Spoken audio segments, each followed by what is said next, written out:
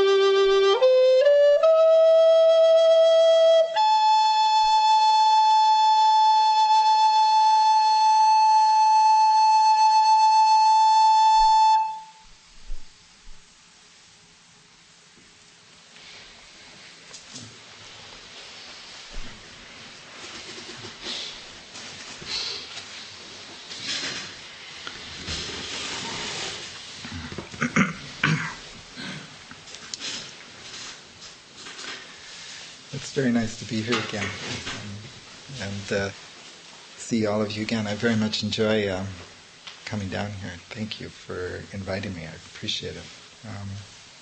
I'd like to talk about emptiness today because it's my favorite topic. I can talk endlessly about emptiness, which seems sort of funny, but a couple of months ago I gave a talk about the Four Noble Truths, and I understand the Four Noble Truths as a core central idea of Buddhism, and then different Buddhist schools respond to that core idea in different ways. I call this the lotus of Buddhism. So you have these core ideas, and each petal on the lotus is like a response to these core ideas. So I think that talk is in this month's newsletter. Is that right? Yeah. Okay. So emptiness is also one of these core understandings of the Buddha, the emptiness of all things. And different schools of Buddhism respond to this central notion differently. So you have many, many different interpretations. I call this facets of emptiness. In some ways, the experience of emptiness is very, very simple. Very simple. But explaining and communicating that experience to other people is very, very difficult. I'm of the personal opinion that people have little glimpses of emptiness in ordinary life. I'll get more into that later. But once again, a real deep experience of emptiness happens to many people, but then trying to communicate that to other people sort of entangles one. This shouldn't come as a big surprise. How would you explain the taste of a banana to someone who had never eaten a banana? This would be difficult. I mean, you could say, it's sweet, it's sort of like honey, it's sort of like this, it's sort of like that. But to really get the taste of the banana, you'd have to hand them a banana, right? So that's why out of this core experience you have all these different interpretations. So the emptiness is considered in Buddhism the perfection of wisdom. Okay, prajna paramita. Okay? And prajna paramita is also translated as transcendental wisdom. Transcendental wisdom. So transcendental wisdom is, what does the word transcendental mean? In Buddhism, the word wisdom, prajna, refers to not wisdom about a particular subject or being well-versed or well-read in a particular system or doctrine. So someone could say that, you're wise about physics, or wise in the ways of dogs, or wise, somebody who knows a great deal about gardeners might have a certain wisdom about that aspect of existence. But the perfection of wisdom, transcendental wisdom, is transcendental because it applies to all situations and all conditions. Okay? Not just one particular subject. That's what makes it transcendental. Let me get more specific. So, we all have experiences of various kinds. We have visual experiences, and we have auditory experiences. We have fantasy experiences, and we have touch experiences, smell experiences, taste experiences. So, the experience of color is confined to the visual realm. Okay? The experience of music is confined to the hearing realm. Okay? What makes transcendental wisdom transcendental is that it appears in all realms. Okay? The visual realm, the hearing realm, the thought realm, even in the dream realm. Okay? So even when you are experiencing dreams, transcendental wisdom is present in dream objects. Even in deep sleep, when you're not dreaming, transcendental wisdom is present. Okay? So and it's kind of peculiar because, like it's present in all experiences, any place, anywhere, anywhen. So the irony is that that's exactly what makes it difficult for us to understand and comprehend. Because, you see, though visual objects manifest emptiness and transcendental wisdom itself is not a visual object. Though sounds manifest transcendental wisdom is not itself a sound. So human beings are in this situation where they are very concerned with the specifics of the particular realms of experience. It makes a big difference to us if our living room is painted white or painted pink or painted blue, right? So it makes a difference to us whether we have toast or oatmeal for breakfast. Okay?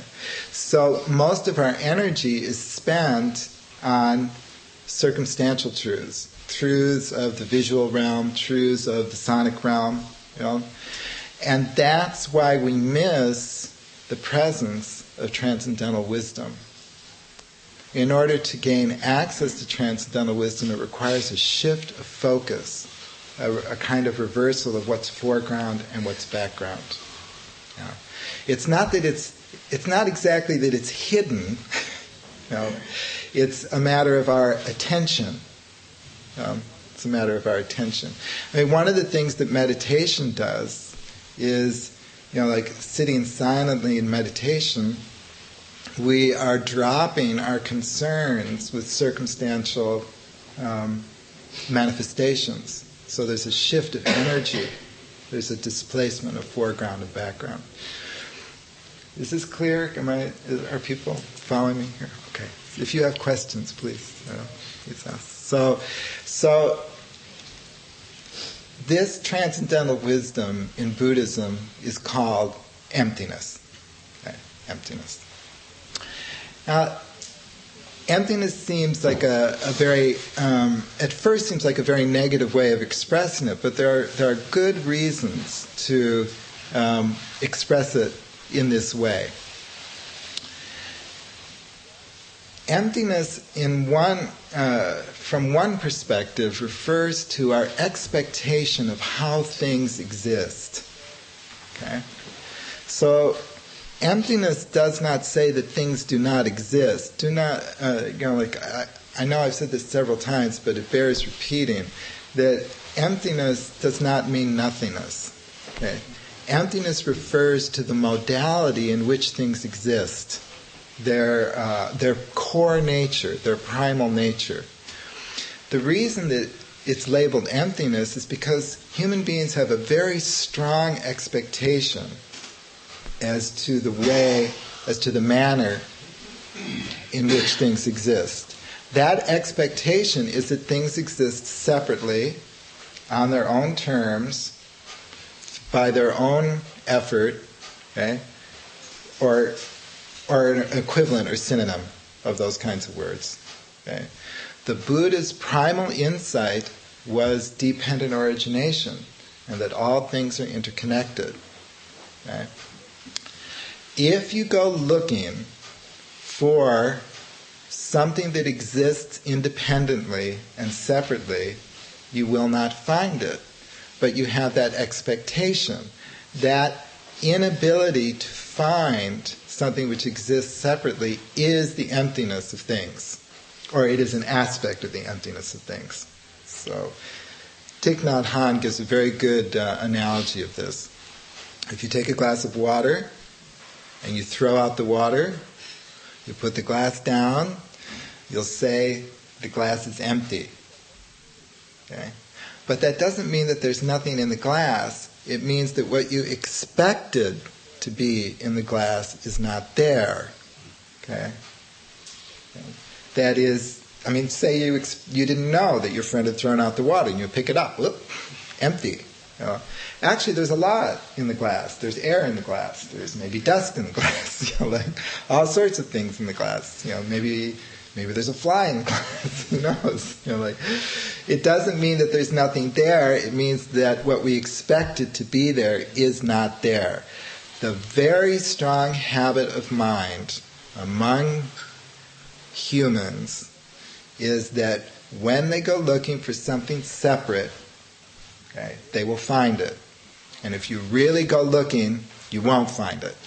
Okay, so it's kind of a shock, actually. You know, like that. So that's true of ourselves, and that's true of all things. So broadly speaking, we can say that emptiness refers to the non-substantiality and non-separateness of all things. It refers to the fact that all things exist dependently upon all other things and have no other mode of existing. You know, that is their sole mode of manifestation. Yeah? So transcendental wisdom, you know, like that mode of existing dependently and arising out of causes and conditions applies to all things. Yeah? It applies to visual objects. It applies to sonic objects. It applies to taste objects. It applies to imaginary objects. It applies to dream objects, astral objects. So this is what makes all manifestations equal. Or if you want a technical philosophical thing, that all manifestations have equal ontological validity.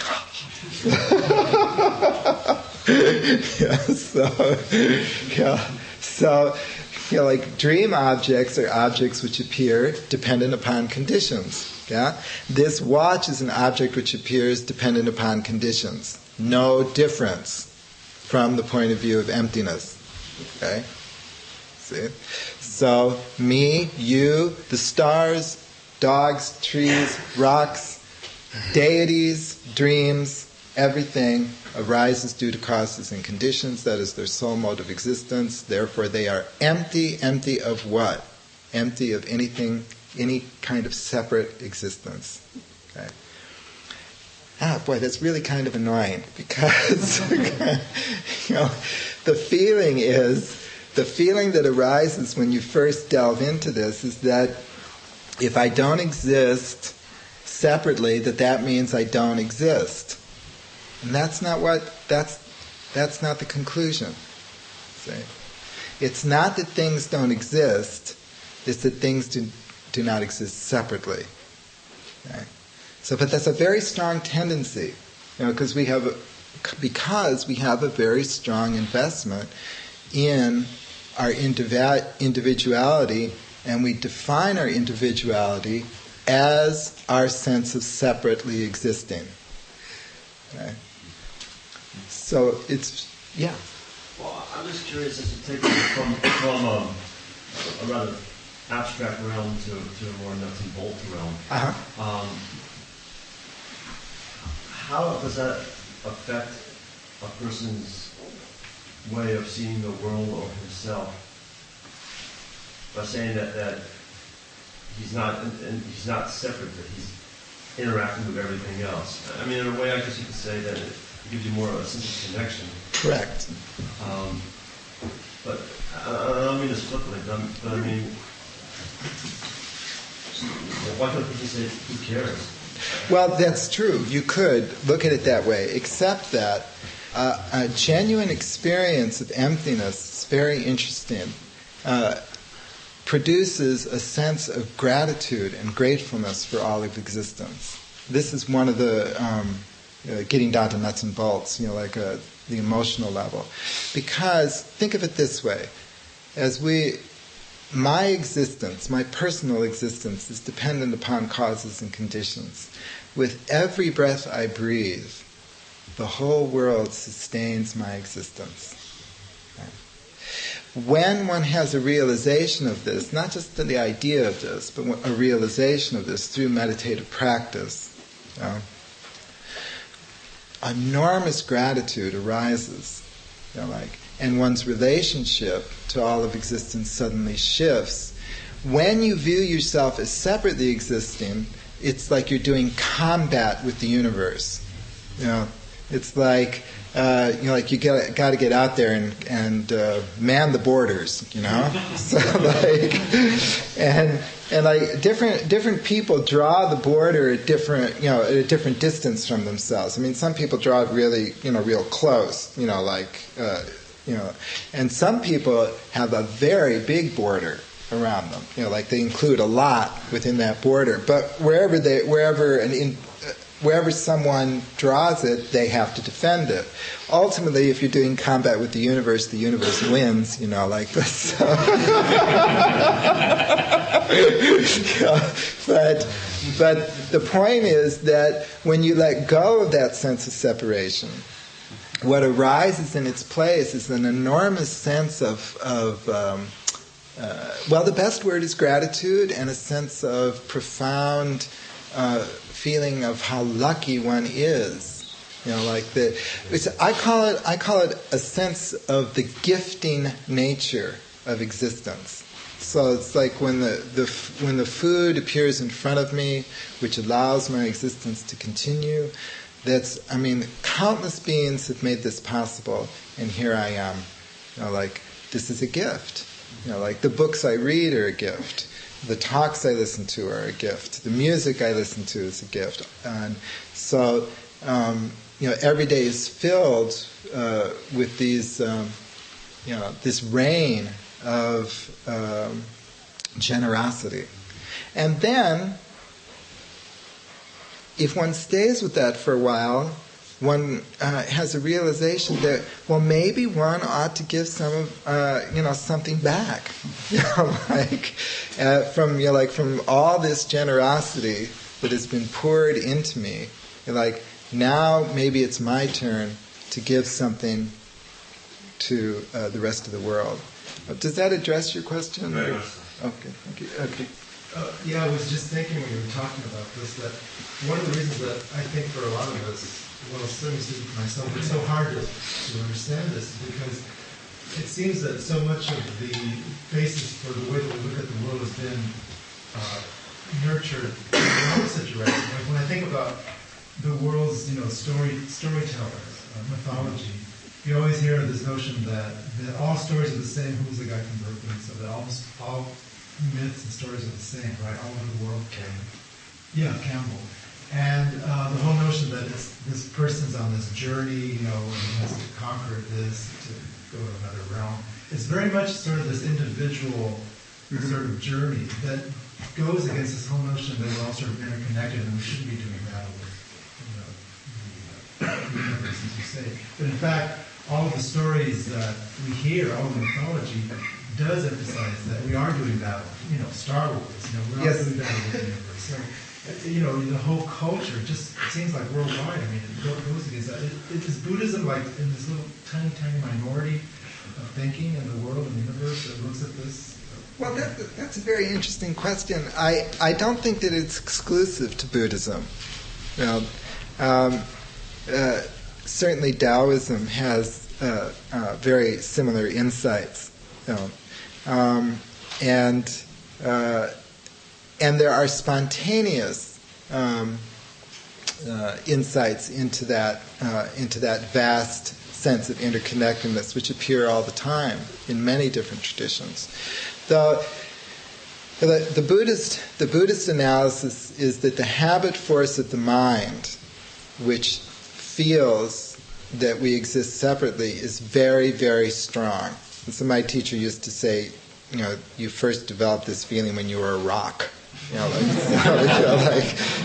So that even when we understand it intellectually that all things are interconnected, it's hard to function in the world from that understanding.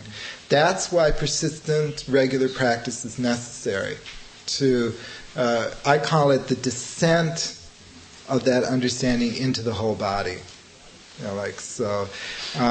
Understanding is not irrelevant. Understanding is very important because we are thinking creatures. We are creatures who use words, and we are creatures who use ideas. But we all know that there are people who understand peace and loathe those who don't understand peace. We all know people who can tell you all about love, but in their personal life they are not very loving. See? So that's a very interesting thing about human beings, this kind of gap between the understanding and the manifestation. So it is two-step. Though both steps are necessary.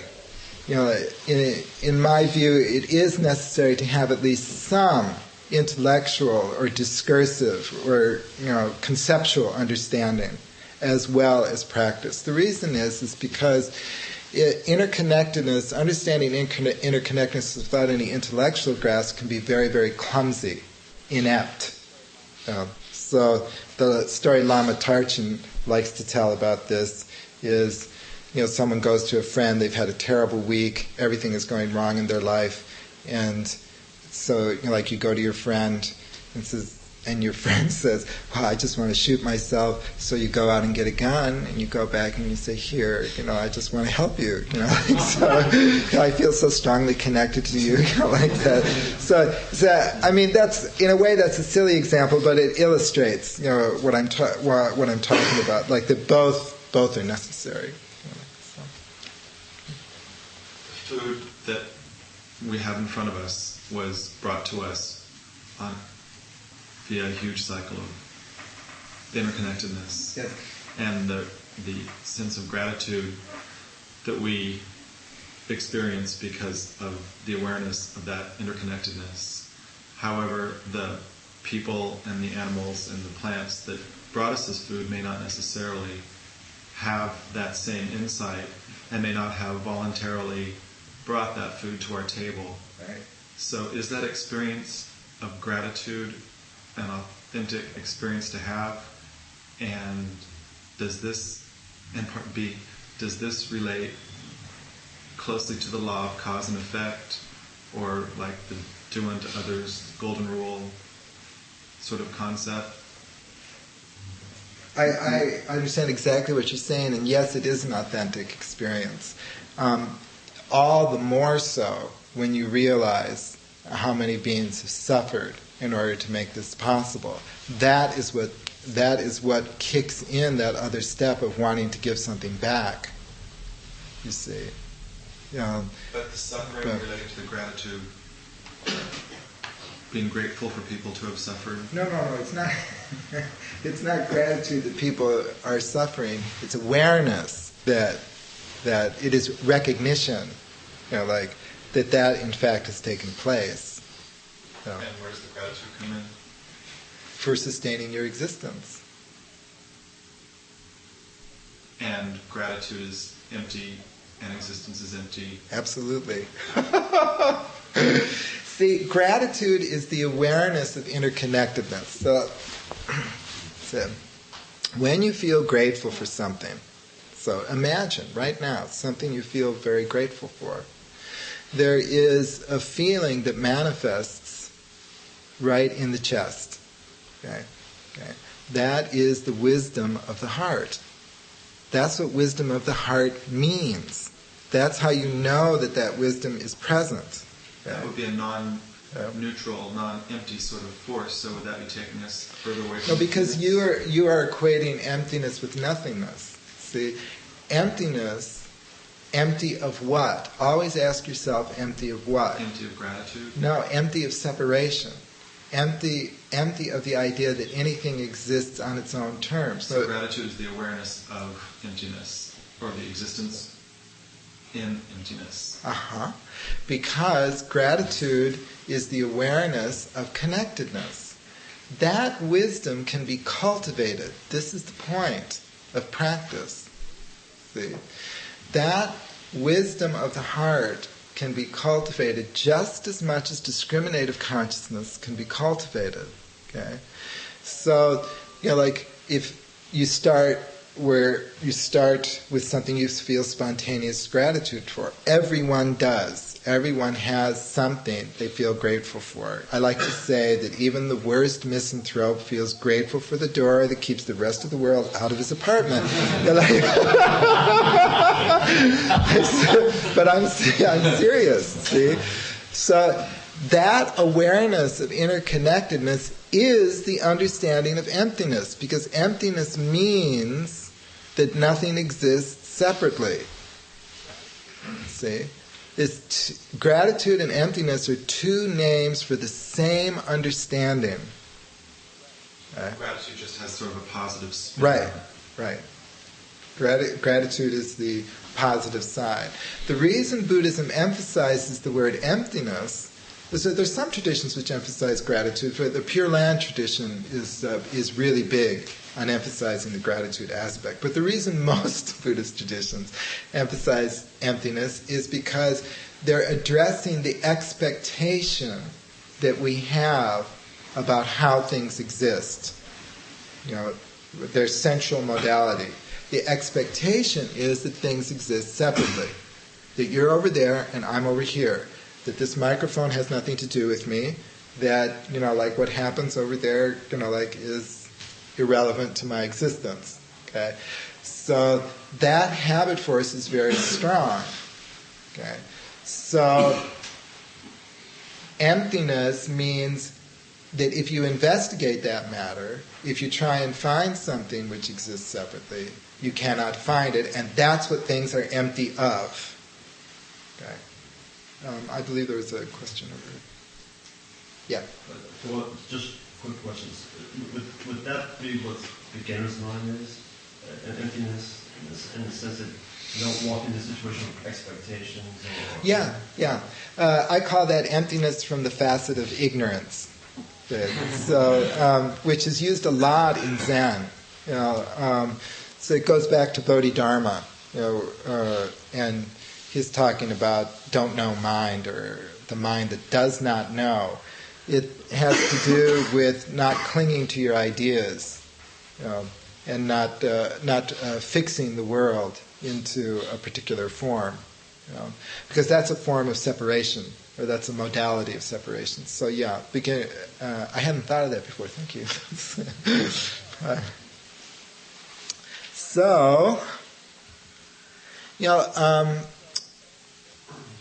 So transcendental wisdom, prajna paramita, manifests everywhere at all times. It is our true nature, like our true nature, our Buddha nature. Yeah.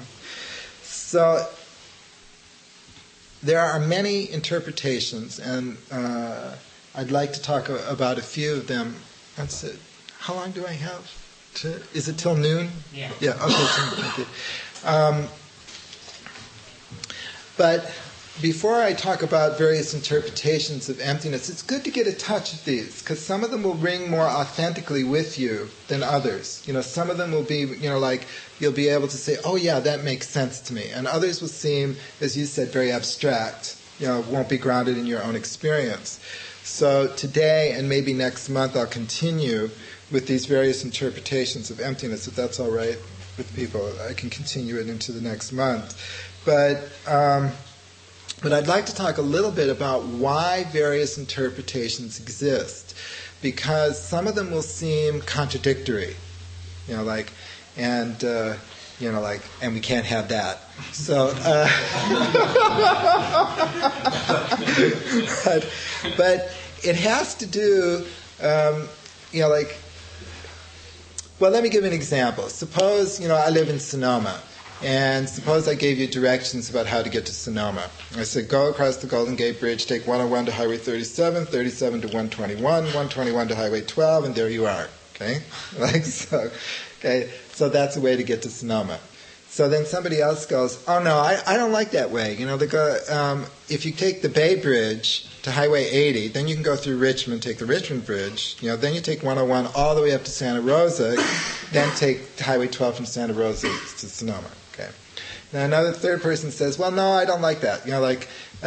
I take the ferry from, San Francisco to Sausalito, then I get on the bus, I fall asleep, I tell the driver, drop me off in Sonoma. So, my point is obvious, right? That all three descriptions are valid, right? But you, if you wanted to get to Sonoma, would have to take one of them. You'd either have to take the Golden Gate Bridge or the ferry or the Bay Bridge. If you're going to do it. So it's not that these various descriptions of emptiness are mutually exclusive. It's that they are all skillful means to help us. They are routes. They are guidelines, maps to further our understanding. So it's okay that there are various interpretations. Just like when I was talking about the Four Noble Truths, particularly the third noble truth. The third noble truth is that one can bring an end to suffering, cessation, the truth of cessation. Then different traditions of Buddhism interpret cessation different ways. But they're not mutually exclusive. They're all maps to our understanding. This doesn't mean that talking about it is a waste of time. See, that's going too far. That's in my opinion, that's not the conclusion that we should draw. It's just that we need to keep in mind what the function of our talking is. Does that make sense? So, the first facet of emptiness would be emptiness from the perspective of time. So, if you think of the vastness of time, this endless sea of time, the time before we exist, the time after we exist, then the existence of any particular individual thing, is like a spark in the sky. It's like a spark in the sky. Japanese poetry is filled with this kind of understanding of emptiness. In particular, they seem to be very strongly resonant, with this perspective. It's the Buddhist influence in their culture,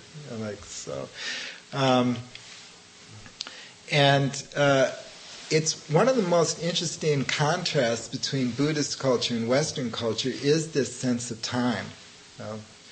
There's a sutra which I think I've mentioned this before, but it's okay. There's a sutra that begins 14 million incalculable eons ago. Okay, it's when the Buddha was studying with an ancient Buddha by the name of Dipamkara, like our Buddha, Siddhartha, 14 million incalculable eons ago was studying with another Buddha. In the West, for a long time, anyway, for a certain amount of time, a large portion of the population believed that existence was 6,000 years. That's it, 6,000 years. I mean, it's a very different feeling. Contemplating the ocean of time is a wonderful means of gaining a feeling for emptiness.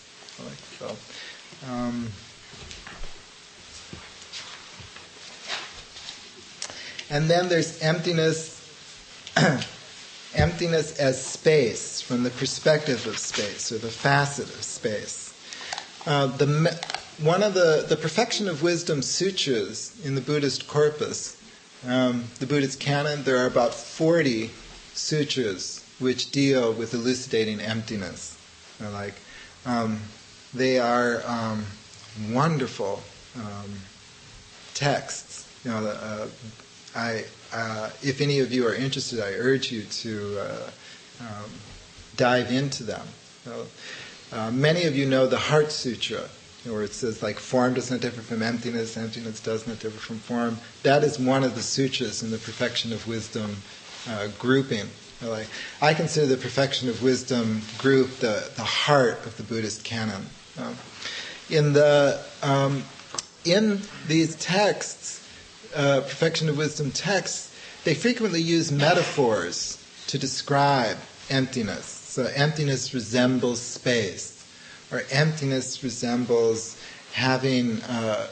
generating thoughts of kindness to all sentient beings. And space is one of the most frequently used metaphors to describe emptiness. In the Large Sutra of Perfect Wisdom, that's a great big one. The Heart Sutra is just one page. The Large Sutra of Perfect Wisdom is like 1,000 pages. So,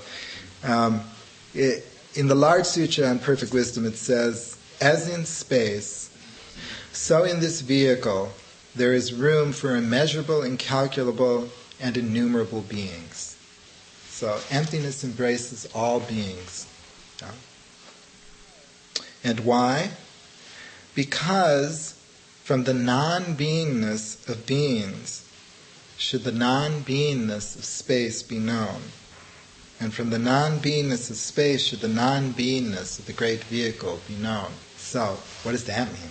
So, say, the notion of a being, central to the idea of a being, is a separately existing being. So, when the sutra says the non-beingness of beings, it means the non-separately existing nature of beings that you encounter. That's their non-beingness. Because in this way, there is in this great vehicle room for immeasurable, incalculable, and innumerable beings. And why? Because what beings are, and what space is, and what the great vehicle of Buddhism is, all that is not got at.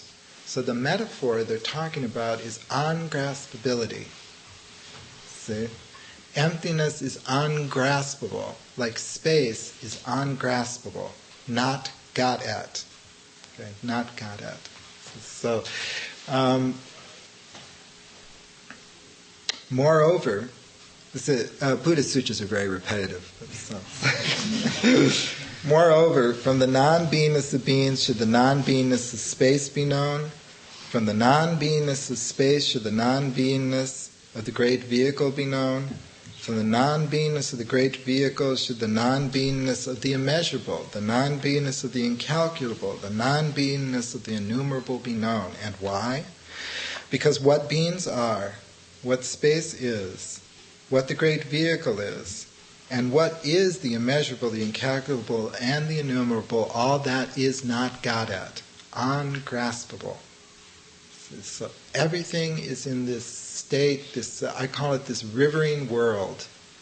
Everything is in this state of becoming and begoning, this fluxing world. So nothing is graspable. Your primal nature, you yourself. And think of when you were 5 years old. Can you? Because if you can't think of 5, think of 15. Think of yourself now. It says, the river of your life, the river of existence, the river of space are not two. They're not two. Same. Moreover, from the non-beingness of beings should the non-beingness of space be known. From the non-beingness of space should the non-beingness of the great vehicle be known. From the non-beingness of the great vehicle should the non-beingness of the unconditioned be known. From the non-beingness of the unconditioned should the non-beingness of the immeasurable, the incalculable, the innumerable be known. From the non-beingness of the immeasurable, the incalculable, the innumerable, should the non-beingness of all things be known. And why? Because what beings are, what the Buddha is, what space is, what the great vehicle is, what the unconditioned is, what is the immeasurable, the incalculable, the innumerable, what all things are, all of these are not got at. Yeah? So, letting go, releasing all clinging, the sense of separation falls away. Body and mind fall away. you no longer have to grasp the universe because the universe is not graspable. So, shall we all do that? Okay, so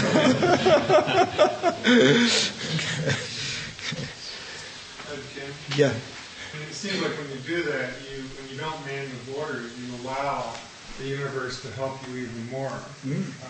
So it's opening the gates and saying, no, I'm not going to put a lot of gates up. And I think there's much more support than you get. I think that's certainly been my own experience. It's like, the shadow side of rugged individualism is loneliness. And one of my students said to me, I said, what does emptiness mean to you? And he said, emptiness means that I'm never alone.